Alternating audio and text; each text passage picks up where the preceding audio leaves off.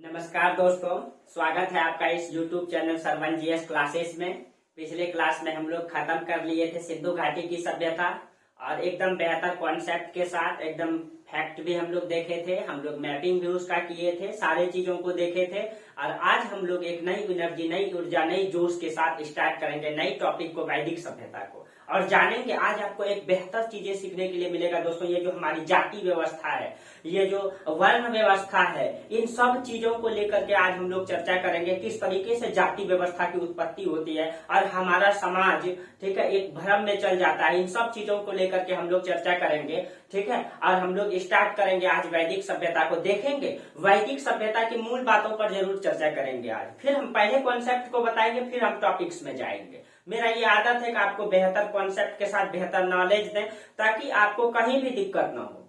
और आप तो सिंधु घाटी की सभ्यता मेरा क्लास अगर किए पूरा, जो नहीं किए हैं दोस्तों वो आप लोग जरूर कर लें, पूरा क्लास करिए, ठीक है। और जो कर लिए उनको तो आपको पता ही चल गया होगा कि आपके साथ जो है कि कितना तैयारी आपको करवाया जा रहा है। आप अगर आईएएस का भी एग्जाम देना चाहेंगे तो दे सकते हैं, और अगर आप थोड़ा सा अच्छा सा मेहनत कर लेंगे तो आराम से मेंस ओरिएंटेड हो जाएगा। सिर्फ आपको लिखने के लिए अलग से 2-3 महीना जरूरत पड़ेगा दोस्तों, और बाकी कहीं नहीं जाना पड़ेगा आपको। पीसीएस के लिए तो आपको सोचना ही नहीं है, अब आपको खुद समझ में आ गया होगा। और उससे नीचे दरोगा रहे, एसएससी रहे, उन सब चीजों के लिए तो आपको सोचना ही नहीं है। एकदम बेहतर कॉन्सेप्ट, बेहतर नॉलेज के साथ, वो तो आपको खुद पता चल गया होगा दोस्तों। आप लोगों के लिए बहुत मेहनत करनी पड़ती है दोस्तों, ठीक है। दिन दिन भर एक रिसर्च की तरफ बुक को खंगालना पड़ता है, ठीक है। इतना पढ़ने के बावजूद फिर से उलझाना पड़ता है नई चीजों को देखने के लिए, फिर कहीं कहीं जाकर के आपके सामने 1 घंटा प्रस्तुत होना पड़ता है। इतनी आसान भी नहीं है दोस्तों, ठीक है। लेकिन आप लोगों का सहयोग रहेगा तो बहुत आगे करेंगे आप लोगों के लिए। और आप लोगों के लिए ज्योग्राफी की भी क्लास ला दिए हैं, अब आप लोग ज्योग्राफी की क्लास कीजिए, ठीक है। और ज्योग्राफी का मतलब कि प्लेलिस्ट बना दिए हैं, ठीक है, संपूर्ण ज्योग्राफी के नाम से, और आपका एंशिएंट हिस्ट्री के नाम से तो प्लेलिस्ट था। अब आप लोग उसमें कंटिन्यू क्लास करेंगे, ठीक है। थोड़ा सा मेहनत ज्यादा हो जाता है दोस्तों। आप जितना आपको फैक्ट मिलता है, आप अगर 4-5 किताब भी पढ़ेंगे तो पूर्ण रूप से आप व्यवस्थित नहीं कर पाएंगे, ठीक है। इसीलिए आपको कहीं भी डरने की जरूरत नहीं। उन सब चीजों को कलेक्ट करके आपको एक रिसर्च की तरह स्टार्ट करना पड़ता है दोस्तों, फिर आपके सामने प्रस्तुत करना पड़ता है, ठीक है। इसीलिए कहीं डरने की जरूरत नहीं है, ठीक है। और आपको बुक पढ़ने के लिए भी सिखाएंगे, बताएंगे, ताकि आपका जो नॉलेज हो वो बेहतर हो पाए, तार्किक शक्ति मजबूत हो पाए। थोड़ा सा हम लोग पहले मैप को देख लेते हैं, फिर हम लोग आगे चर्चा करेंगे। देखिए मैपिंग को थोड़ा, सबसे पहले अगर आप इतिहास में मैप बना लेते हैं दोस्तों तो आपसे बेहतर कोई नहीं होता है, ठीक है। इतिहास की एक खासियत है, कोई भी सब्जेक्ट में दोस्तों, इतिहास रहे कोई भी सब्जेक्ट में, अगर आपका मैपिंग ठीक है और आप मैप के साथ बनाने के लिए आंसर लिखने सीख गए तो सोचिए कि आपका नंबर कटने, बहुत कम नंबर कटता है, बहुत कम नंबर कटता है। क्योंकि एक मैप जो है पूरा कॉन्सेप्ट को ही क्लियर कर देता है। एक मैप पूरा सिंधु घाटी सभ्यता को आप सिर्फ मैप में खींच दीजिए, कम लिखिए, वो पूरा कॉन्सेप्ट ही क्लियर कर देता है। और एग्जामिनर समझ जाता है कि ये मतलब कि जो भी लिखे हैं, ठीक है, ये एक्सपेरेंट बहुत ही नॉलेजेबल है और कॉन्सेप्चुअल है, इनको सारी जानकारी है, ठीक है। और एक मैप से वो समझ जाते हैं। तो इसीलिए आप मैपिंग को बेहतर कर लें, ठीक है। अगर एग्जाम को बेहतर बनाना है तो मेहनत करने से तो कुछ भी हो जाता है। थोड़ा सा पहले मैप हम लोग बना लेते हैं, ठीक है। हाँ, थोड़ा सा जितना अच्छा मैप रहेगा उतना अच्छा रहेगा, लेकिन कोशिश जरूर कीजिए कि किसी तरीके से एक मैप जरूर खींचिए, आप प्रयास कीजिए। देखिए 1 मिनट में मैप खींचा गया, उधर थोड़ा गड़बड़ हुआ, जगह नहीं है, लेकिन हमको इधर का जरूरत है। हम लोग दोस्तों पढ़े थे सिंधु घाटी की सभ्यता, हमको मेन कॉन्सेप्ट को जानना है। और ज्योग्राफी, आपका तो ज्योग्राफी इतना बेहतर कर देंगे कि आप सोचिए ही मत। मेरा मतलब कि ग्रेजुएशन पेपर ज्योग्राफी रहा है, ठीक है। और देखिए तो ये आपका मैप है, ठीक है। ये आपका सिंधु नदी, ये आपका सिंधु, ये आपका झेलम, यहाँ डायरेक्ट नहीं मिलती है झेलम, ये आपका चेनाब, ये आपका रावी, ये इधर से आपका सतलज, ये आपका इधर से निकलती है राकस ताल से व्यास, ठीक है। तो इन क्षेत्रों को देखिए दोस्तों, एग्जैक्ट नहीं बना रहे हम, आपको ये ज्योग्राफी नहीं बता रहे, लेकिन ये आपको एक कॉन्सेप्ट दे रहे हैं कि इस तरीके से है, ठीक है, यहाँ पे, ठीक है। नहीं तो यहाँ पे आपको ये मतलब कि सहायक नदी में यहाँ पे हम जैसे तैसे खींच दिए हैं, लेकिन यहाँ पे है ये, ठीक है।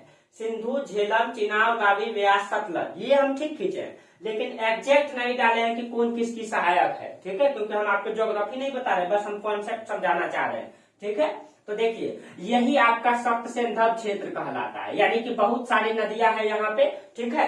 और यही यहाँ पे 5 नदी बहती है, इसीलिए इसको पंजाब का क्षेत्र भी कहा जाता है। पंजाब जो राज्य है, मूल पंजाब तो पाकिस्तान में चल गया, छोटा सा पंजाब हमारे यहाँ रह गया है, ठीक है। तो इसीलिए इसको पंजाब कहा जाता है, क्योंकि यहाँ 5 नदी बहती है उन क्षेत्रों में, ठीक है। और इसी को सप्त सिंधव क्षेत्र भी कहा जाता है। और इसी क्षेत्रों में हम लोग देखे थे सिंधु घाटी सभ्यता की उत्पत्ति हुई थी, सिंधु घाटी सभ्यता की। और इसी क्षेत्रों में आपका वैदिक सभ्यता की भी उत्पत्ति होती है, ठीक है। तो इसी सब कॉन्सेप्ट को लेकर के आज हम लोग चर्चा करेंगे। और जो वैदिक सभ्यता है, सबसे पहले इसके बारे में जो बेसिक चीजें हैं वो जान लीजिए, ठीक है। बहुत सारी चीजें आर्ट एंड कल्चर, हाँ एक चीजें आपको बताना भूल गए, सिंधु घाटी सभ्यता में बहुत सारी चीजें अभी नहीं पढ़ाए हैं आप लोगों को, जो आपको कहाँ पढ़ाएंगे, जो आपको बेहतर और नॉलेज के साथ आपको पढ़ाएंगे आर्ट एंड कल्चर में, ठीक है, कला और संस्कृति में, वहां आपको और पढ़ाएंगे अभी, ठीक है। तो आपको डरने की जरूरत नहीं है, ठीक है। देखिए वैदिक सभ्यता या वैदिक काल बोल दीजिए इसको, जैसे कि हम लोग पढ़े सिंधु घाटी की सभ्यता। सिंधु घाटी की सभ्यता हम लोग मूल रूप से देखिए, बहुत सारे इतिहासकार बहुत सारे तथ्य दिए, ठीक है, सिंधु सभ्यता के बारे में। लेकिन सिंधु सभ्यता को जो मान्यता प्राप्त है वो लगभग कोई मतलब 2300 से, ठीक है, 1750, या तो 2500 से 1750, ठीक है। ये मूल रूप से यही मान्यता है, ठीक है, कि 2500 से 1750 बीसी तक रहा। दोस्तों 1750 बीसी के बाद जो सिंधु घाटी सभ्यता विनाश हुआ, उसके बाद 200 साल तक का, 250 साल तक का इतिहास में कुछ प्रमाण ही नहीं मिला है कि वहां आखिर में हुआ क्या।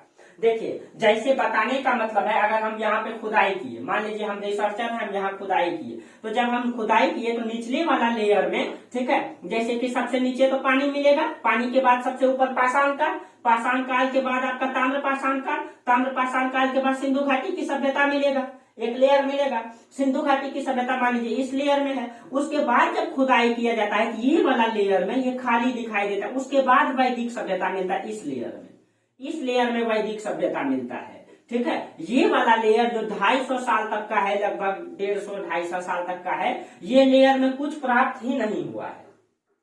उस लेयर में जो मनुष्य ने क्रियाकलाप किया है उसमें कुछ प्राप्त ही नहीं हुआ है। तो इसीलिए उस काल को, ठीक है, उसमें से जो आपका काल है 1750 से 1500 बीसी, ठीक है, इस फेज को डार्क फेज कहा जाता है इतिहास में, ठीक है।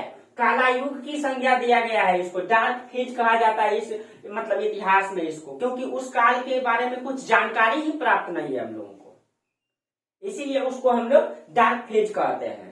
और उसके बाद 1500 बीसी में एक वैदिक सभ्यता की शुरुआत होती है, ठीक है। यही वैदिक सभ्यता को हम लोग जानेंगे, जो एक ग्रामीण सभ्यता है, जो कबीलाई समाज है, फिर से गांव को बसा रहा है, झोपड़ी बना रहा है, कबीला बना रहा है, और वो अस्थाई नहीं है, अस्थाई है, ठीक है। इतनी बड़ी नगर का जो विनाश हुआ उसका कोई प्रमाण सही से पता नहीं चल पा रहा है कि कैसे हुआ, और उस बीच का इतिहास ही नहीं मिल रहा है, ठीक है। चलिए थोड़ा सा वीडियो लंबा हो जाता है दोस्तों, नहीं तो आप लोगों को एक बेहतर कॉन्सेप्ट तो मिल ही जाता है फिर भी, ठीक है। फिर भी कोशिश करते हैं आप लोगों के लिए बेहतर से, क्योंकि यहाँ बोलने में पाबंदी रहती है, ठीक है, कि मतलब एक निश्चित दायरे में रह करके बात करनी है, क्योंकि समय और आप लोग मतलब लंबी वीडियो हो जाती है तो आप लोग देखते नहीं है। चलिए तो देखिए, अब देखिए जो वैदिक काल है इसको मूल रूप से 2 भागों में बांटा गया है, ठीक है। इसको जो है हम लोग 2 भागों में बांटते हैं।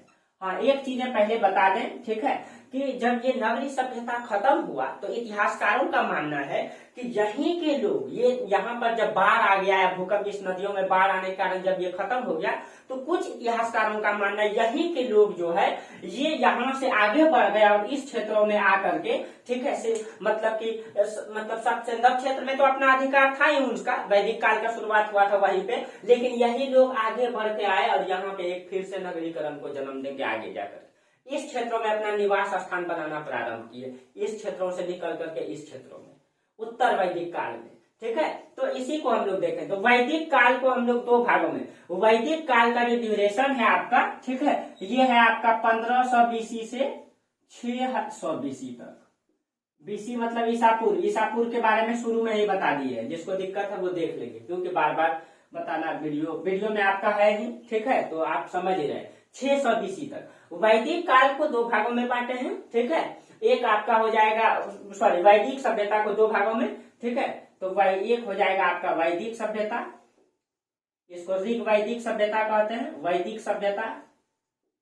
और दूसरा होता है आपका उत्तर वैदिक सभ्यता या उत्तर वैदिक काल, उत्तर वैदिक सभ्यता, उत्तर वैदिक सभ्यता। ठीक है, एकदम बेहतर समझना है आपको। वैदिक सभ्यता का जो ड्यूरेशन है आपका, ये है आपका 1500 बीसी से 1000 बीसी, 1500 बीसी से 1000 बीसी तक, ईसा पूर्व। ठीक है, बिफोर क्राइस्ट। उत्तर वैदिक काल जो है आपका वो 1000 बीसी से 600 बीसी है, 600 बीसी है। देखिए वैदिक काल में जो है एक वेद लिखे गए जिसको हम लोग कहते हैं ऋग्वेद, ऋग्वेद। जितनी भी जानकारी ऋग्वेद से प्राप्त होती है उसको हम लोग ऋग्वैदिक काल या वैदिक काल कहते हैं। और इसकी विशेषता आज हम लोग इसी को पढ़ेंगे, इसकी विशेषताओं को जानेंगे। और आपका उत्तर वैदिक सभ्यता जो है, उत्तर वैदिक काल जो है आपका, इसमें 3 वेद लिखा गया। इसमें आपका सामवेद, यजुर्वेद, यजुर्वेद और आपका अथर्ववेद, अथर्ववेद। इसको हम लोग कहते हैं, इस 3 वेद को कहते हैं उत्तर वैदिक काल। इस उत्तर वैदिक काल में ये 3 वेद को लिखा, यानी वेदों की संख्या कितनी है? 4। ठीक है, ऋग्वेद, सामवेद, यजुर्वेद, अथर्ववेद। ठीक है, और हम लोग दोनों को अलग अलग बांट के पढ़ेंगे। क्यों बांट के पढ़ेंगे? क्योंकि दोनों में कुछ विशेषताएं दिखाई देती है। क्या विशेषताएं दिखाई देती है? पहले हम इसका बेसिक चीजों को चर्चा कर लेते हैं। जब ये सिंधु घाटी सभ्यता विनाश हुआ दोस्तों, ये विनाश हुआ तो कहा जाता है, कुछ इतिहासकार तो अलग अलग बातें कहते हैं इसको लेकर के। ठीक है, कि आज ये लोग जो थे, जो मतलब कि वैदिक सभ्यता को जो बसाए, ये किसने बसाया? ये आर्य लोगों ने बसाया। देखिए वर्तमान रिसर्च में तो दोस्तों आर्य लोगों को यहाँ का मूल निवास माना गया है, मूल निवासी है ये यहाँ के आर्य। लेकिन बहुत सारे स्थान में जो है, मतलब कि बहुत सारे इतिहासकार जो हैं इसको, कोई मध्य एशिया के, कोई उत्तरी ध्रुव के, कोई बलूचिस्तान क्षेत्र के, कोई एशिया माइनर तुर्की क्षेत्र के बताए, कोई काकेशस के आसपास, कोई भूमध्यसागरीय के आसपास बताए। बहुत सारे इतिहासकार बहुत सारे तथ्य दिए हैं कि ये जो आर्य लोग थे, जब सिंधु घाटी सभ्यता विनाश हो गई तो आर्य लोग जो है मध्य एशिया से, देखिए आपको मैप पता ही होगा। ठीक है, मैं आपका ज्योग्राफी में तो बताई नहीं, लेकिन मैप को यहाँ देख लीजिए। ये आपका इंडिया है, ये देखिए ये आपका इंडिया है। अब देखिए ये आपका भूमध्य सागर है, एकदम अफ्रीका के ऊपर में भूमध्य सागर। तो कुछ लोगों का मानना है कि इस आसपास से जो है यहाँ आकर के बाद में लोग बसे, यहाँ इंडिया आ गए।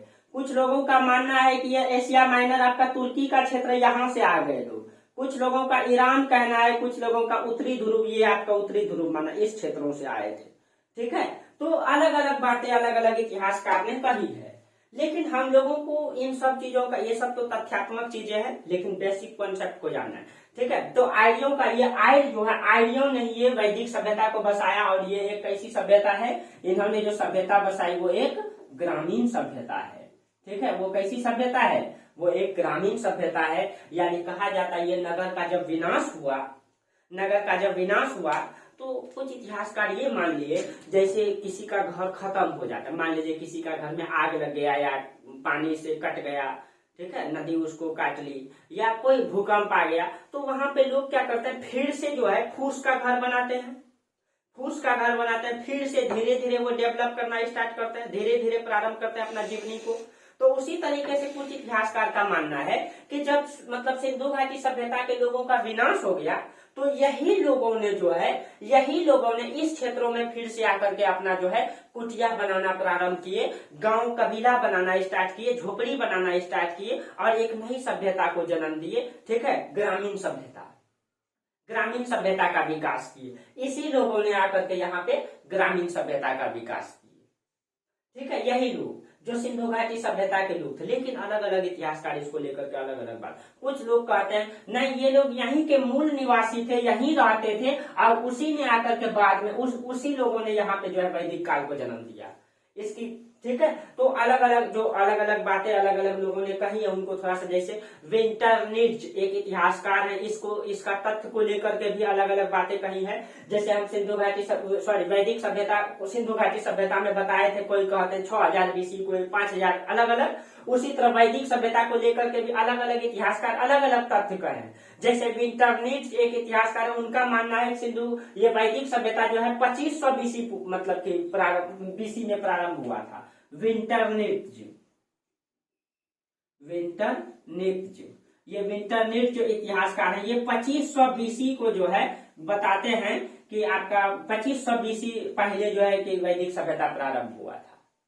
अगर हम 2500 बीसी लेते हैं दोस्तों तब तो हम इसको मान सकते हैं कि ये सिंधु घाटी सभ्यता के समकालीन है, सिंधु घाटी सभ्यता के समकालीन हो जाता है, लेकिन ऐसा तो नहीं है। लेकिन मतलब जो कार्बन 14 विधि से जो खुदाई करके प्राप्त किया गया है उसको मूल रूप से 1500 बीसी माना गया है।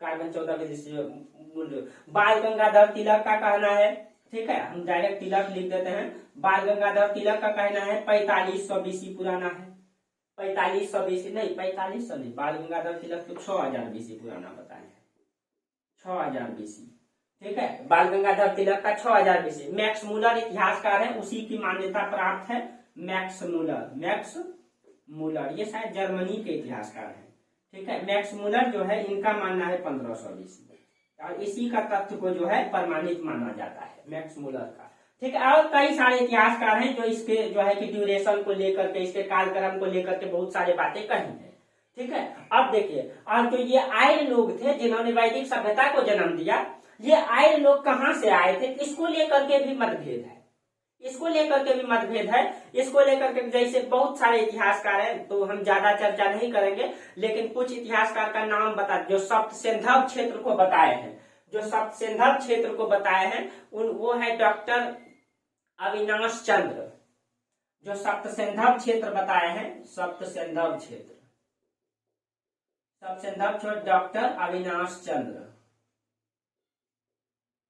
अविनाश चंद्र, इन्होंने कहा है सब सिंधव क्षेत्र से जो है कि ये यहीं के मूल मतलब के लोग थे, सब सिंधव क्षेत्र के ही थे, ठीक है। और इसी में आपका जो बाल गंगाधर तिलक है, ठीक है, तिलक ने यहाँ पे भी बातें कही है, तिलक ने बोले कि ये उत्तरी ध्रुव से आए थे, ये जो है उत्तरी ध्रुव, उत्तरी ध्रुव बताया है इन्होंने, ठीक है, उत्तरी ध्रुव।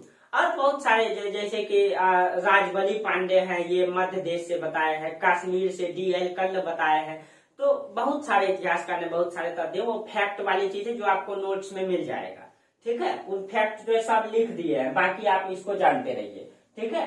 नाम बोल देते हैं तो जैसे कि ब्रह्म ऋषि है, ब्रह्मर्षि देश से बताए हैं, वो गंगाधर झा है, ठीक है, सॉरी गंगानाथ झा है, तो वो सब आपका लिख दिया है नोट्स में, ठीक है। हम लोग इसको समझते हैं आज पहले कि वैदिक सभ्यता। अब देखिए, तो जो भी हो, जहां से भी ये आए हो, अब वर्तमान में जो रिसर्च आया है इसके अनुसार ये बताया जाता है कि ये आर्य जो है ये सब सिंधव क्षेत्र के ही मूल निवासी थे। अब रिसर्च से ये बताया जा रहा है कि ये कहीं से नहीं आए थे, ये यहीं के लोग थे। जब सिंधु घाटी सभ्यता विनाश हो गई, इतनी बड़ी सभ्यता, उसके बाद 150 साल 250 साल का इतिहास कुछ नहीं मिलता है, उसके बाद जो वहां के मूल निवासी थे, जो वहां के जंगल में रहने वाले जो मूल प्रजाति थे, उन लोगों ने ही यहाँ पे जो है एक ग्रामीण सभ्यता को जन्म दिया, ठीक है। और हमको तो सिंधु घाटी सभ्यता की कोई चीजें पता नहीं है, लेकिन इस सभ्यता के लिखित साक्ष्य प्राप्त है, क्योंकि इसको हम लोग कहाँ पढ़ते हैं, ऐतिहासिक काल में पढ़ते हैं, ऐतिहासिक काल में, ठीक है। तो हम लोग जो है अब जैसे अब देखिए, अब ऐतिहासिक काल में तो हम लोग सिंधु घाटी सभ्यता को पढ़ लिए, ऐतिहासिक काल में अब ऐतिहासिक काल में तो हर चीजें प्राप्त होगा आपको, लिखा हुआ भी, साक्ष्य भी, प्रमाण, आप उस फर्स्ट क्लास मेरा देख लीजिए, उसमें सब क्लियर है, ठीक है। तो चलिए अब देखिए, अब जो है कहने का मतलब है, हाँ, यहाँ के मूल निवासी थे ये। अब इसको लेकर के ये मूल निवासी थे और यहीं के लोगों ने यहाँ पे ग्रामीण सभ्यता को जन्म दिया। सब सिंधव क्षेत्र में जो वेद को लिखा, उन लोगों ने, वेद कोई एक व्यक्ति द्वारा माना जाता है कि वेद व्यास ने लिखा है, लेकिन आपको बताएंगे उसमें आर्ट एंड कल्चर में इसके बारे में डिटेल से चर्चा करेंगे। उसके 10 मंडल, 1028 सूक्त, मंत्र 10,000 से 600 समथिंग में, ठीक है। इस तरीके से इन सब चीजों का चर्चा करेंगे। ब्राह्मण ग्रंथ क्या है, ऐत्रेय ब्राह्मण ग्रंथ क्या है, बृहदारण्यक ब्राह्मण ग्रंथ क्या है, इन सब चीजों में, उपनिषद क्या है, ठीक है, वेदांत क्या है, उनकी संख्या, उन सब चीजों को आर्ट एंड कल्चर में बताएंगे। यहाँ पे इनको हमको जानना है, वैदिक सभ्यता को जानना है। अब हम इसका बेसिक चीजें को चर्चा करते हैं कि वैदिक सभ्यता का जो खासियत है वो क्या है, ठीक है। अब देखिए, तो इनका पहले हम चर्चा करें, फिर हम वैदिक सभ्यता के समाज को चर्चा करेंगे कि यहाँ का समाज में तो आपको बताएं कि क्या क्या पढ़ना है। अब देखिए जो वैदिक सभ्यता है, अब इसका मूल चीजों को आप लोग समझिए, उत्तर वैदिक सभ्यता के मूल चीजों को बताएंगे हम, ठीक है। इस काल में इस आर्यों ने जो वैद लिखा है उसी से प्रमाण मिलता है, ठीक है, इसीलिए इसको वैदिक काल कहते हैं। इस काल में जो समाज था वो वर्ण व्यवस्था पर आधारित था। अब आप लोगों को यहाँ से कुछ कॉन्सेप्ट, अभी बेसिक चीजें बता रहे हैं, आगे नहीं बढ़ रहे हैं, ठीक है। वैदिक सभ्यता के समाज वर्ण व्यवस्था पर आधारित था। आज आपको व्यवस्था, यहीं से वर्ण व्यवस्था की शुरुआत मानी जाती है। आज आपको जात पात के बारे में पता चल जाएगा कैसे। जो वर्ण व्यवस्था है, ये वर्ण व्यवस्था में, यहाँ जो वर्ण व्यवस्था चलती थी इसमें वर्णों की संख्या कितनी है? 4। इसमें जो 4 वर्ण है, ठीक है, 4 वर्ण में सबसे ऊपर किसको रखा गया है? ब्राह्मण को, ब्राह्मण को। उसके नीचे किसको रखा गया है? शूद्र को, सॉरी क्षत्रिय को, क्षत्रिय को। उसके नीचे किसको रखा गया है? वैश्य को। और उसके नीचे किसको रखा गया है? शूद्र को। समझिएगा इसको, देखिए, हालांकि इसकी धार्मिक संकल्पना भी की गई है, कुछ लोगों ने इसका धार्मिक संकल्पना करके उसका फायदा उठाने का भी प्रयास किया है, लेकिन हम वास्तविक चीजों को जानेंगे दोस्तों, ठीक है। बाकी आप लोग समझदार हैं, ठीक है, जो सच्चाई है उसको जरूर प्रस्तुत करेंगे, सच्चाई से मुंह नहीं मोड़ेंगे, ठीक है। हालांकि कुछ लोग बुरे भी मानेंगे, लेकिन दोस्तों इतिहास में जो है, जो बातें घटी है उसको अगर हम आपको सही से नहीं बताएं और मतलब कि आपको अच्छा लगे, इसके लिए अच्छा अच्छा चीजें प्रस्तुत करें, तो वो इतिहास में हम न्याय नहीं कर पाएंगे, इतिहास के लिए हम न्याय नहीं कर पाएंगे और आप सच्चाई को नहीं जान पाएंगे। इसीलिए दोस्तों आप लोग बुरा नहीं मानिएगा, मैं कोई जाति धर्म संप्रदाय से कोई भी संबंध नहीं रखता हूँ। मेरा, अगर आप मुझे मतलब कि व्यक्तित्व रूप में मैं बताऊं, मैं पर्सनल रूप से मैं कोई भी जाति धर्म संप्रदाय से संबंध नहीं रखता, ठीक है। और इसीलिए उन सब चीजों से हट करके, क्योंकि इतिहास को बताना दोस्तों आम बात नहीं है, इतिहास में हर कैरेक्टर को हर कैरेक्टर जैसा बन करके बताना पड़ता है दोस्तों। अगर हम आपको गौतम बुद्ध पढ़ाएंगे, हम दिन दिन भर गौतम बुद्ध में लीन हो जाते हैं दोस्तों, फिर गौतम बुद्ध के तरफ फेस करते हैं अपने आप को, फिर आपके सामने गौतम बुद्ध बन करके जो है उसके बारे में चर्चा करते हैं। अगर आपको हम अशोक पढ़ाएंगे तो अशोक के बारे में दिन भर लीन होना पड़ता है, फिर अशोक जैसा कैरेक्टर हमको बनाना पड़ता है, फिर अशोक के बारे में बताना पड़ता है, तब जाकर के कहीं कहीं हम अशोक के बारे में जो है वास्तविक न्याय कर पाते हैं। चाहे जो इतिहास में घटना घट चुकी है दोस्तों, उन चीजों को वास्तविक रूप से दिखाना मेरा कर्तव्य है।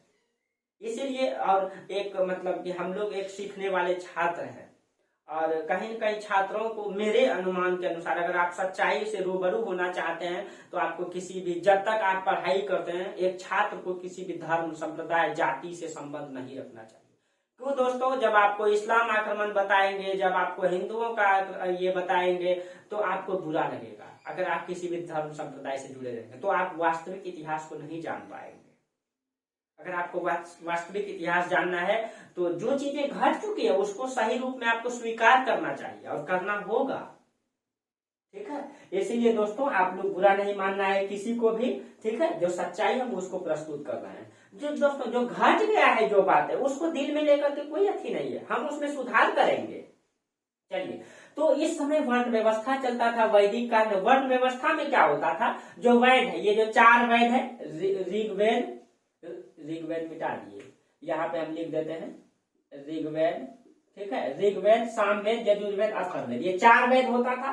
तो जो इन चारों वेदों का ज्ञान हासिल करता था, ठीक है, उसको ब्राह्मण कहा जाता था, ब्राह्मण, ठीक है।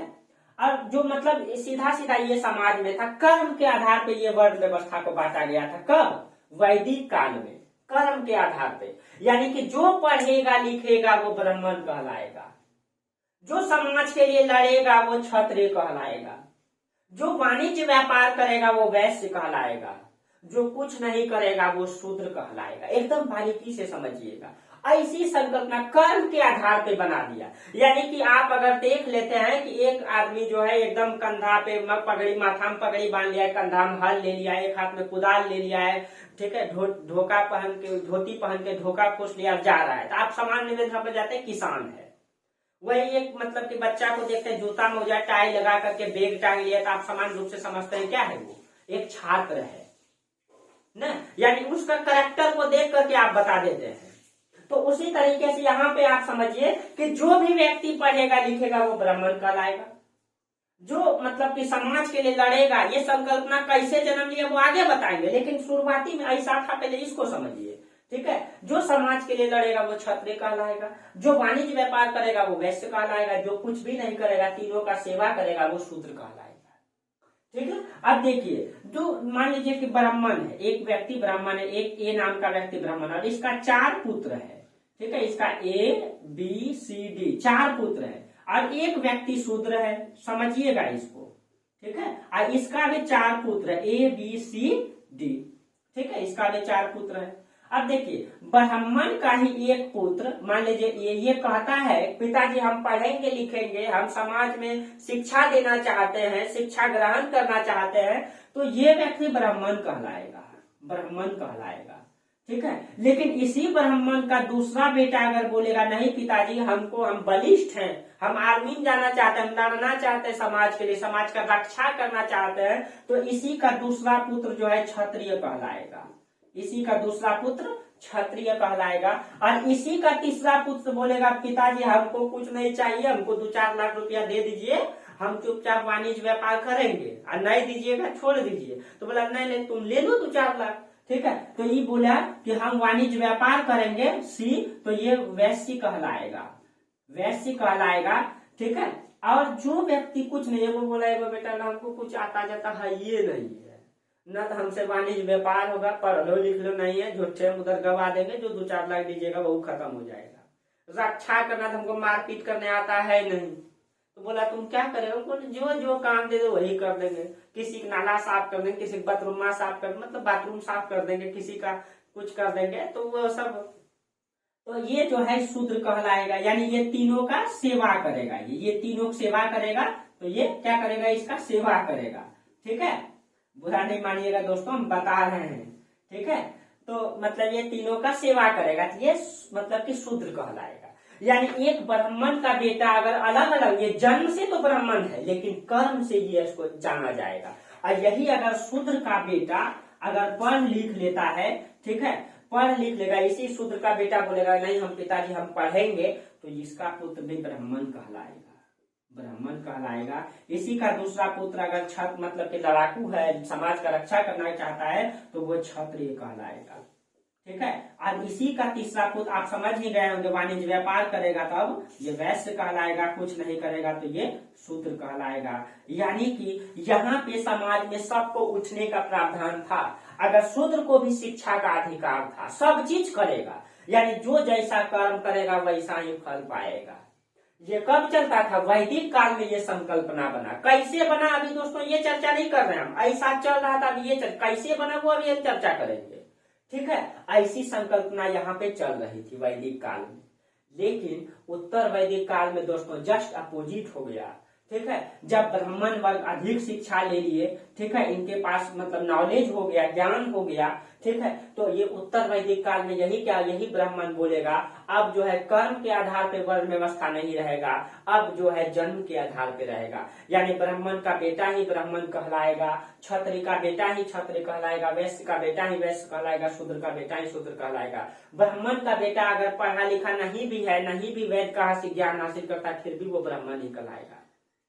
जो हमारे कुछ समाज में पहले दिखता था दोस्तों, और अभी भी दिखाई देता है, ऐसा नहीं है, अभी भी दिखाई देता है, आप लोग बुरा नहीं मानिएगा दोस्तों, सच्चाई तो यही है, ठीक है, कि अभी भी दिखाई देता है, ठीक है। आज भी हम सलाम झुक करके सलाम करते हैं, पढ़ा लिखा रहे या न रहे, लेकिन ये व्यवस्था कहाँ तक सही है दोस्तों, ठीक है। अब देखिए, तो ऐसा हो गया कब, उत्तर वैदिक काल में। हम दोनों की तुलना थोड़ा सा कर दे रहे हैं। अब मान लीजिए कि मतलब अब जब अब शूद्र वर्ग तो कभी भी ऊपर नहीं उठ पाएगा, क्योंकि इसका बेटा सब शूद्र कहलाएगा, उठ पाएगा, ठीक है। लेकिन अब आप ही मान लीजिए जो अभी आईएएस, देश में बहुत सारे आईएएस है, बहुत सारे बिहार पुलिस है, बहुत सारे आर्मी, उन सब मिलकर के संगठन बना ले और बोले कि अब हम आईएएस का बेटा ही आईएएस बनेगा, चाहे वो पढ़ा लिखा इतिहास पढ़े लिखे है या नहीं है। अब बिहार पुलिस बोलते बिहार पुलिस का बेटा ही बिहार पुलिस बने, चाहे एक आंख से अंधा है, एगो हाथ से टूटा है, एगो पैर से लेंगड़ा है, तो यो बिहार पुलिस में, क्या वो समाज का सेवा कर पाएगा? आर्मी बोलेगा हमारा बेटा ही आर्मी बनेगा, और वो सब का वर्चस्वता है, वो सब सिस्टम में है, उसके पास पावर है, उन सब मिलकर के संगठन बना लिया और ऐसा कर दे देश में। अब आर्मी का बेटा आर्मी बनेगा, एगो पैर टूटल है, वो कैसे राज का सेवा कर सकता है? होगा? यही संकल्पना उत्तर वैदिक काल में आ जाता है। इसी कारण से ये शूद्र वर्ग जो है, ये ब्राह्मण वर्ग ऊपर उठ जाता है, शूद्र वर्ग नीचे धंसते जाता है, और उत्तर वैदिक काल में बहुत सारे कर्मकांड जन्म ले लेता है। ठीक है, शूद्र वर्गों को जो है कि अछूत माना जाता है, और बहुत सारे उसके पास प्रताड़ना झेलनी पड़ती, जो उत्तर वैदिक काल में बताएंगे। और इसीलिए दोस्तों ये इतना नीचे दब जाता है कि जो एक वर्ग है, ठीक है, यहाँ आ जाता है, एक वर्ग धरातल में सट जाता है। इसीलिए जब हमारा देश आजाद हुआ, देश आजादी से पहले क्या बाद में, अभी भी कुछ समाज में संकल्पनाएं दिखती है दोस्तों। ठीक है, जब देश आजाद हुआ तब जाकर के उन वर्गों को अधिकार दिया गया, ये अधिकार दिया गया कि भाई अगर मान लो कि कुछ वर्ग ऊपर यहाँ आ गए हैं, मतलब कि वैश्य वर्गों को भी कुछ अधिकार दिया था, ब्राह्मण को पूरा अधिकार था, क्षत्रिय को भी अधिकार था, इनको थोड़ा कम अधिकार था, वैसे तो शूद्र को कुछ भी अधिकार नहीं। तो इसीलिए संविधान में डॉक्टर बाबा साहब भीमराव अम्बेडकर के द्वारा लिख दिया गया, ठीक है, कि जब तक ये वर्ग बराबर न हो जाए, इसको खूब तेजी से स्पीड से बढ़ाओ। इसको विशेष छूट दे दिया गया कि सबका हाइट 55 इंच लेंगे तो इसका हाइट जो है 50 इंच लेंगे। उदाहरण दे रहे हैं दोस्तों, 50 इंच लेंगे, उदाहरण बता रहे हैं, इंच ऐसा है नहीं, 50 इंच नहीं है, वो सेंटीमीटर में है। ठीक है, तो ऐसा कर दिया गया ताकि इन वर्गों को विशेष छूट, इसको रोक दिया एक स्थान में, इसको कोई छूट नहीं दिया, इसको जो ये नीचे है इसको छूट देकर के ऊपर उठाने का प्रयास किया गया, ताकि ये जब एक समान हो जाएगा तब फिर हम लोग समान कानून लागू कर देंगे। संविधान का जो है कि संविधान का अनुच्छेद 3 मौलिक अधिकार, मौलिक अधिकार में जो अनुच्छेद 12 से 35 है वो समानता का अधिकार का बात करता है, लेकिन ऐसा नहीं है। ये यही कारण है। अनुच्छेद 14 में अवसर की समता की बात की गई है, लेकिन ऐसा नहीं है। ये सब कारण यही है। इन सब चीजों का उल्लेख करेंगे दोस्तों आपको एकदम बेहतर कॉन्सेप्ट के साथ। ठीक है, यही सब कारण है जिसके कारण से संविधान में जो है इसको अधिकार दिया गया है। पहले वास्तविक चीजों को समझिए दोस्तों, तब फिर डिबेट कीजिए किसी से। पहले जानिए, समझिए, तर्क करिए, तार्किक बनने का प्रयास कीजिए हमेशा। किसी भी रूढ़िवादी सत्ता को डायरेक्ट आप अपने ऊपर मत ढाल लीजिए, नहीं तो आप एक बौद्धिक व्यक्ति नहीं रहेंगे, आप एक समझदार व्यक्ति नहीं रहेंगे। ठीक है, जो समाज में चलता है ऐसा नहीं करना है। अब आपको ये व्यवस्था चलता था वैदिक काल में। वैदिक काल में पूर्ण रूप से महिलाओं को भी सही अधिकार दिया गया था, यहाँ पे शूद्रों को भी अधिकार था, अच्छा समाज चलता था, जो जैसा कर्म करेगा वैसा चलेगा। ठीक है, आज यही वैदिक काल में सिंधु घाटी सभ्यता में दोस्तों तो कौन समाज को चलाता था इसका प्रमाण तो नहीं मिला है, लेकिन वैदिक सभ्यता में सारा लिखित प्रमाण मिला है कि यहाँ पे राजा नाम की संकल्पना ने जन्म ले लिया। ठीक है, मतलब कि राजनीतिक व्यवस्था प्रारंभ हो गया। तो राजनीतिक व्यवस्था कैसे प्रारंभ हुआ, इन सब चीजों का आज हम लोग चर्चा करेंगे कि राजनीतिक व्यवस्था कैसे आया, कैसे एक सिस्टम बना, इन सब चीजों को हम लोग आज चर्चा करते हैं। चलिए अब हम लोग आगे देखते हैं। ठीक है, यहां तक तो आपको समझ में आया होगा, ये बेसिक चीजें था आपका। ठीक है, ये कॉन्सेप्ट था कि वैदिक काल जो है अच्छा सिस्टम चलता था वैदिक काल में। उत्तर वैदिक काल में जो है कर्मकांड फैला। चलिए अब हम लोग वैदिक काल में राजनीतिक संरचना को समझते हैं कि वैदिक काल में राजनीतिक संरचना ने कैसे जन्म लिया। एक देखिए, अब हम लोग पढ़ते हैं, अब हम लोग का टॉपिक है वैदिक सभ्यता या संस्कृति में राजनीतिक संरचना का विकास। देखिए अब आपका टॉपिक है वैदिक सभ्यता में, वैदिक सभ्यता में, वैदिक संस्कृति बोल दीजिए, सभ्यता बोल दीजिए, काल बोल दीजिए।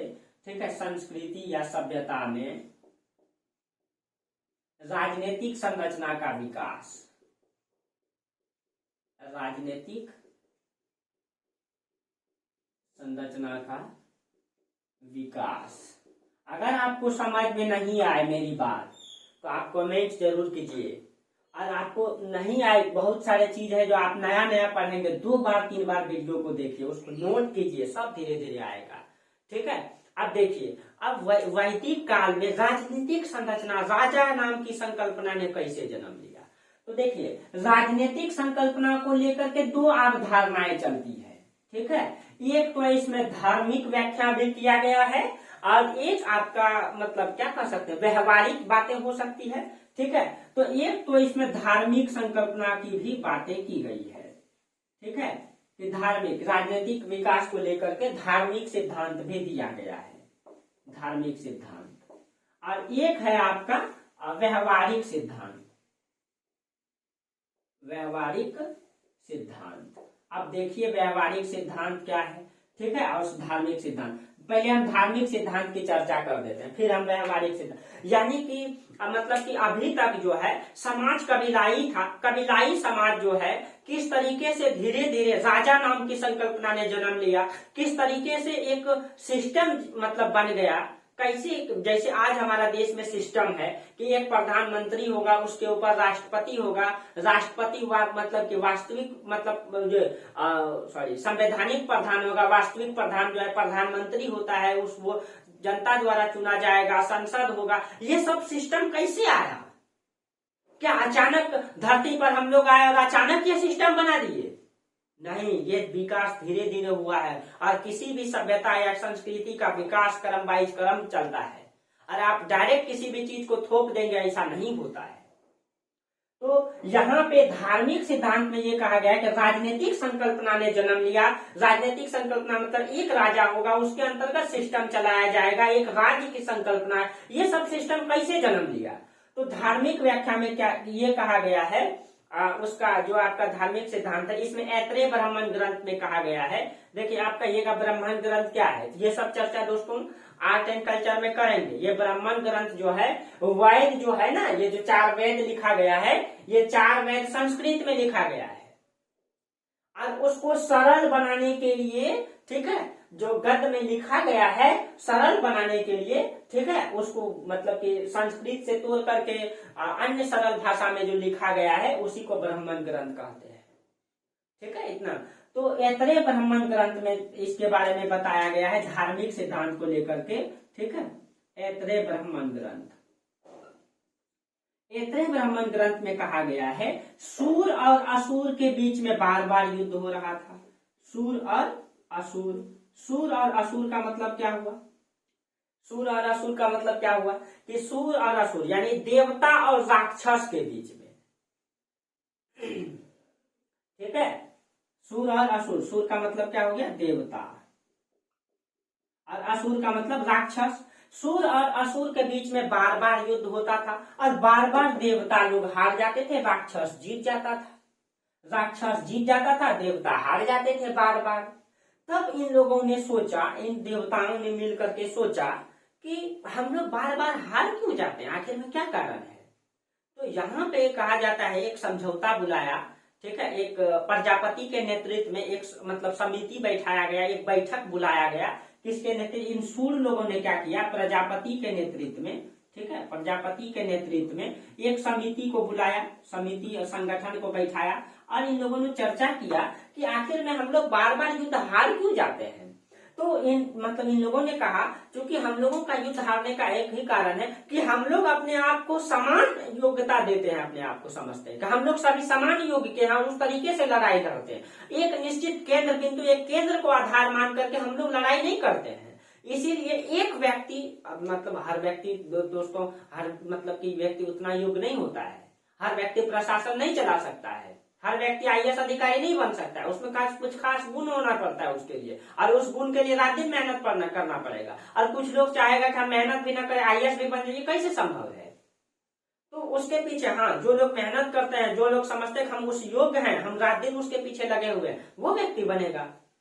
तो वही चीजें हैं कि जो योग्यता होती है, जो नेतृत्व करने की क्षमता होती है, वो कुछ खास व्यक्तियों में होता है और इसमें सब व्यक्ति अपने आप को समान गुण के समझते थे, समान तरीके से लड़ाई लड़ते थे और सब अपने आप को बलिष्ठ समझते, इसीलिए युद्ध हार जाते थे।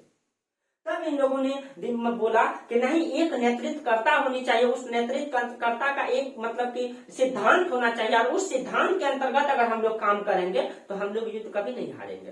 तब इन प्रजापति के नेतृत्व में कहा जाता है कि इंद्र को जो है नेतृत्वकर्ता माना गया। इंद्र देवता को क्या बनाया गया? नेतृत्वकर्ता। कि अब जो है इंद्र के नेतृत्व में, इसी के नेतृत्व में हम लोग लड़ाई करेंगे, ठीक है, ये जो बोलेंगे हम उसी को मानेंगे। तब कहा जाता है, तब इंद्र के नेतृत्व में जब युद्ध हुआ तब कहा जाता है देवताओं ने विजय हासिल कर लिया। और जब देवताओं ने विजय हासिल कर लिया, इसके इंद्र के नेतृत्व में, यहीं से जो है इसको राजा मान लिया गया, यहीं से राजा नाम की संकल्पना ने जन्म लिया। ये इंद्र से ही राजा नाम की संकल्पना ने जन्म लिया। लेकिन दोस्तों ये तो आपका धार्मिक सिद्धांत है ना, क्या आपने इंद्र को देखा है? मैंने तो नहीं देखा। क्या किसी ने देखा है? नहीं देखा है।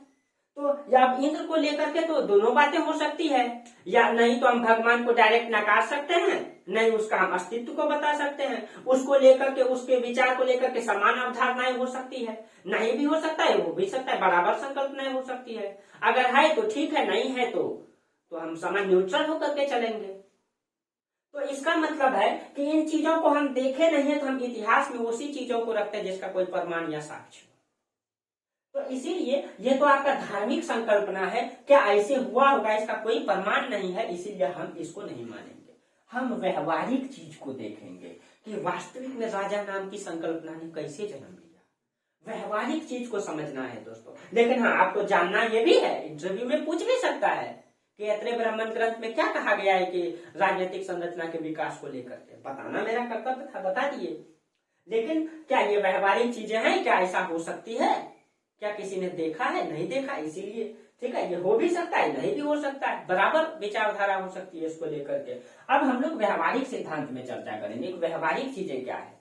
देखिए दोस्तों, व्यवहारिक चीजों में राजा के नाम की, अगर मेरा तर्क रहे कि मगर अगर एक सामान्य बच्चे को समझाना रहे, ठीक है, ताकि देखिए समझाने का मतलब है कि बेहतर तरीके से समझ जाए, ठीक है, तो बेहतर कॉन्सेप्ट मेरा अनुमान ये है, मैं जहां तक मतलब पढ़ा देखा, तो मुझे लगता है कि धीरे धीरे जो व्यवहारिक सिद्धांत ही हम बता रहे हैं। मान लीजिए हम एक छोटा सा उदाहरण देते हैं। ये लोग जब गांव का विकास किए थे, झोपड़ी बना करके रहते थे, वो कुटिया बना करके, आप लोग समझ ही गए होंगे, वो जो मतलब की झोपड़ी होता है आपका, ऐसे टांग करके जो बनाया जाता है, वो बना करके कबीला बना करके रहते थे। और कबीलाई लोगों का मुख्य व्यवसाय क्या था? वो पशु को साथ में रखते थे और एक स्थान में मतलब पशु को लेकर के, एक स्थान का चारा खत्म हो जाता था, फिर एक स्थान से दूसरे स्थान चल जाते। ये अस्थायी नहीं थे, अस्थायी थे, ठीक है। शुरुआती चरण में ये जो है, ये मतलब की जो आर्य लोग थे, ठीक है, वो आर्य लोग, ये कबीलाई समाज के हैं, ये कबीलाई हैं, ये सब अभी चर्चा करेंगे। ये कबीलाई है, कबीला की तरह रह रहे हैं। कबीलाई लोगों का मुख्य विशेषता क्या होता है? वो एक स्थान से दूसरे स्थान प्रस्थान करते रहते हैं। एक स्थान में रुके, वहां सारा भोजन चारा खत्म हो गया, वहां फिर वहां से वो निकल लिए, दूसरे स्थान गए, फिर वहां पे कुछ दिन तक रहे, वहां फिर चारा वारा खत्म हो गया, वहां से निकले, ये था। लेकिन धीरे धीरे ये कबीलाई समाज अस्थायी हो गए। अस्थायी जब हुए तो ये कृषि करना प्रारंभ कर दिए, और कृषि के साथ साथ जो है पशुपालन स्टार्ट कर दिए। पशुपालन स्टार्ट कर दिए। जब ये पशुपालन स्टार्ट कर दिए, तो पशुपालन जब स्टार्ट किए, कृषि भी मतलब स्टार्ट किए, तो कृषि से जो है उत्पादन होने लगा। पहले ये जो है कृषि नहीं करते थे, उत्पादन अधिक नहीं होता था, ठीक है। लेकिन जब कृषि करने लगे, पशु भी पालने लगे, उत्पादन बढ़ा। और जब पशु पालने लगे, उसमें मुख्य पशु इसका गाय था। तो शुरुआती चरण में गाय का चोरी लोग करते थे, ठीक है, क्योंकि गाय एक बहुमूल्य वस्तु माना गया है वैदिक काल में। इसको लेकर के बहुत सारे तथ्य भी आया है, ठीक है। बहुमूल्य वस्तु माना गया है। गाय को जो है जघन्या कहा गया है, सॉरी ये जघन्या नहीं, उघन्या कहा गया है। उघन्या का मतलब होता है जिसका वध न किया जाए, हालांकि वध होता था, उन सब चीजों की चर्चा करते हैं अभी, ठीक है। तो देखिए मतलब गाय बहुमूल्य पशु था। गाय की जब चोरी होती थी, ठीक है, तो जब मान लीजिए कि ये एक कबीला का झुंड है, ये कबीला का झुंड है, ठीक है, ये कबीला ए है, हम उदाहरण दे रहे हैं। मान लीजिए दूसरा कबीला बी है, मेरा अनुमान ऐसा है, ठीक है, आप भी पढ़िएगा तो आपको भी लगेगा कबीला बी है, ठीक है। अब ये लोग भी गाय पाल रहे हैं, ये लोग भी गाय रख रहे हैं, ये लोग भी गाय रख रहे हैं, ठीक है। उस समय क्या होता था, इस कबीला के लोग मान लीजिए इधर आते होंगे, गाय चोरी करके चल जाते होंगे, तो दोनों कबीला में युद्ध हो जाता होगा। तो उसमें जो बलिष्ठ लोग होंगे समाज के, वो लाठी डंडा लेकर के बाहर आते होंगे, लड़ाई करते होंगे। और लड़ते लड़ते जो उसमें बलिष्ठ होता होगा, जो ताकतवर होता होगा, वो समाज पे धीरे धीरे कब्जा जमाने लगे होंगे। वो मतलब मान लीजिए युद्ध में इसमें एक व्यक्ति आए, युद्ध में जो है कि इसको पराजित कर दिए, तो वो बलिष्ठ हो गए। तब वो बोले दो चार गो को, अब बोलने लगे, देखो भाई हम तुम्हारा रक्षा करते हैं, तुम्हारा गाय को बचाते हैं, तो तुम हमको 2-4 किलो अनाज दो। और जब जैसे ही वो लोग अनाज देगा, तो कहीं न कहीं उसका जो है कि वर्चस्वता को स्वीकार कर रहा है। अब वो व्यक्ति 2-4 लोग को और बोले तुम लोग भी आ जाओ मेरे घोल में शामिल हो जाओ, तुम लोग मिल करके हमरे साथ रहो, तुम लोगों को भी कुछ मिलेगा। अब 4-5 लोग मिल करके समाज का रक्षा करने लगे, उसमें एक व्यक्ति बलिष्ठ हो गए। उसके बाद 4-5 लोग साथ अभी 4-5 लोग मिल करके गए, कहीं 2 ठोक और पकड़ ले, मिलेगा नहीं तो तुमको भी मतलब लगेगा, तो वो भी मिल गया। ऐसे धीरे धीरे अपना मतलब शक्ति को बढ़ा लिया और इसको बोलने लगा तुम लोग जो है उपहार के रूप में हमरे यहाँ जो है टैक्स पहुंचाते रहना, 2 किलो दूध दे देना हमको डेली, नहीं तो फिर देखना गाय चोरी होगा तो हम बचाने न जाएंगे। तो अब जो है मान लीजिए इसमें से 10 व्यक्ति मिल करके, ठीक है, ऐसी संकल्पना को जन्म दे दिया होगा, ठीक है। व्यवहारिक तौर पर ऐसा हो सकता है 10 को व्यक्ति मिल करके, ठीक है, इसमें वर्चस्व वाले बलिष्ठ लोग आए होंगे और इसमें जो है कि अपना संकल्प ये अपने आप को वर्चस्व घोषित कर दिए, लड़ाई लड़ने लगे, पहलवान थे बलिष्ठ से 10 ठो से और कुछ लोगों को बुला करके 20 ठो झुंड बना लिए। उसके बाद सबको बोले देखो इतना क्षेत्र में किसी का भी गाय को कोई हाथ लगाया तो सोच लेना उसके साथ क्या करेंगे। अब 20 लोग हैं, उसके पास लाठी डाला, भला बलिष्ठ सब है, तो उससे कौन लड़ेगा, कोई नहीं लड़ेगा। अब उसके बाद जो है कि 20 लोगों के बाद वो बोला कि इतना घर के लोग भाई देखो 1-8 केजी दूध हमको डेली दे देना। अब उसके पास जो है इन सब 20 लोगों के पास इन सभी क्षेत्रों का दूध जाएगा, इसके पास भोजन जाएगा। तो कहीं कहीं इस 20 लोग को जो है ये लोग वर्चस्वशाली मान लिए, अपने से वर्चस्व मान लिए और इस तरीके से ये ब्राह्मण मतलब क्षत्रिय कहलाए लड़ाकू, ऐसा संकल्पना जन्म लिया होगा, ठीक है। ये छात्र कहलाए होंगे लड़ाकू, लेकिन इसमें से कुछ समाज पढ़े लिखे होंगे, कुछ वर्ग होंगे जो पढ़ते होंगे, वो सोचते होंगे ये लड़ करके पैसा कमाता है, हम बुद्धि से कमा लेंगे। और वो एक नई संकल्पना को जन्म दिया होगा। वो बोला होगा देखो भाई अगर तुमको इस चीज को चलाना है, संचालन करना है तो ऊपर वाला भी देख रहा है और एक सही रणनीति में चलना है, तब हम तुमको सलाह देते हैं और मेरे सलाह से चलोगे तुम अच्छा से शासन कर पाओगे, तुम अच्छा से मतलब कि अपना समाज को चला पाओगे। वही वर्ग आएगा बोलेगा तुम बड़का यज्ञ कराओ, राजसूय यज्ञ, अश्वमेध यज्ञ कराओ, अगर तुम ऐसा यज्ञ कराते हो और अच्छा से अच्छा दान देते हो तो तुम और बड़ा राज्य हो जाएगा, तुम पूरा कबीला तुमको टैक्स पहुंचाने लगेगा। धीरे धीरे तुम ये राज्य नाम की संकल्पना ने इस तरह से जन्म लिया होगा। अगर आप लोग मेरी बातों को समझ पा रहे होंगे, ठीक है, तो ठीक है, नहीं तो आप कमेंट कीजिएगा, हम अलग से 10-15 मिनट का इसका वीडियो बना देंगे, ठीक है। तो इस तरीके से राज्य नाम की संकल्पना ने व्यवहारिक चीजें अगर हम बात करेंगे अब आपका, तो ये देखिए अब अगर हम इसको देखें कि हुआ ये था कि देखिए अब इसका हम आपको प्रमाण के साथ बताते हैं, ठीक है, कि वैदिक कालीन समाज का जो स्वरूप था वो कबीलाई था। इसका अर्थव्यवस्था का आधार पशुपालन था, यानी अर्थव्यवस्था पशुपालन में चलता था, महत्वपूर्ण पशु गाय था।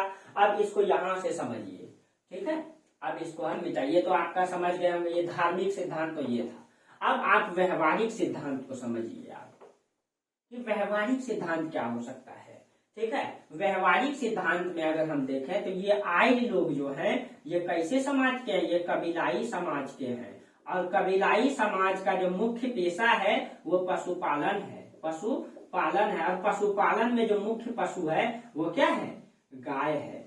और गाय इसके लिए बहुत महत्वपूर्ण पशु था और इन्होंने गाय के लिए जो है यहाँ पे अघन्या शब्द का उपयोग किया गया है। गाय के लिए अघन्या शब्द का उपयोग किया गया है। अघन्या का मतलब होता है जिसका वध, जिसकी हत्या न हो, जिसका वध न हो, जिसकी हत्या न हो, ठीक है। यानी अब देखिए समाज में मतलब गौ का हत्या होता था, गौ मतलब कि उस कुछ विशेष त्योहार में, विशेष मतलब पर्व त्योहार या विशेष प्रावधान में जो है गाय की वध होता था, ऐसा नहीं होता था, लेकिन बहुत कम मात्रा में होता था, क्योंकि गाय को यहाँ पे महत्वपूर्ण पशु बनाया गया। यहाँ पे गाय को विनिमय का माध्यम बनाया गया है।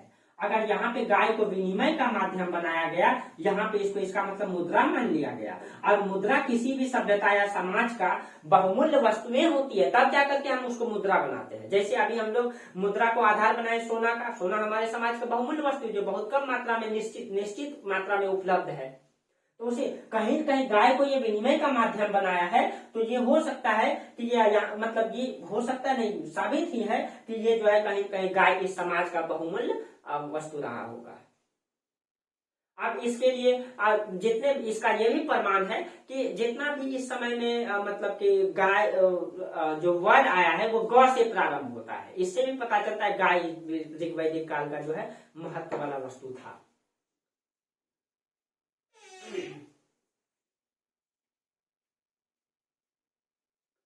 ठीक है, चलिए उसके बाद ऋग्वेद के द्वित मंडल में 2 शब्द का उपयोग किया गया है। ठीक है, 2 शब्द का उपयोग किया गया है। ये आपका जो है रंग के आधार पर है। ठीक है, अब आपको थोड़ा सा और बता देते हैं। ठीक है, अभी तो आपका क्लास स्टार्ट, ये तो आपका बेसिक क्लास था दोस्तों, एकदम बेसिक। ठीक है, ये तो कुछ नहीं, अभी स्टार्ट नहीं किए, स्टार्ट तो अब होने वाला है आपका। ठीक है, लेकिन हमको लगता है कि लंबा वीडियो हो जाएगा ये। ठीक है, और इसीलिए मतलब जो यहाँ से जो है व्यवहारिक सिद्धांत को हम लोग कल से शुरू से चर्चा करेंगे, ये व्यवहारिक सिद्धांत को। ठीक है, एकदम व्यवहारिक। और आप लोगों को आज वाला क्लास तो आप लोगों को समझ में आया होगा। ठीक है, हम तो आज बेसिक चीजें बताए, एकदम बेसिक चीजें। ठीक है, और ये वीडियो आपके लिए बहुत महत्वपूर्ण है, प्रारंभ। और कल से हम आपको बताएंगे वैदिक सभ्यता का जो है कि आपका राजनीतिक संरचना का विकास वैदिक सभ्यता में। तब फिर हम कल व्यवहारिक संकल्पना को बताएंगे और एक एक करके सारा समझाएंगे। ठीक है, वैदिक क्लास भी आपका बेहतरीन होगा, कॉन्सेप्ट के साथ होगा। ठीक है, चलिए तो फिर आज यहीं तक रहने दीजिए। ठीक है, फिर हम इसको आगे चर्चा करेंगे। और आप लोग ज्योग्राफी का भी क्लास देखिए, आगे भी बढ़ाइए दोस्तों, सपोर्ट भी कीजिए। ठीक है, चलिए फिर हम लोग आगे चर्चा करते हैं। तब तक के लिए आप लोगों को बहुत बहुत धन्यवाद।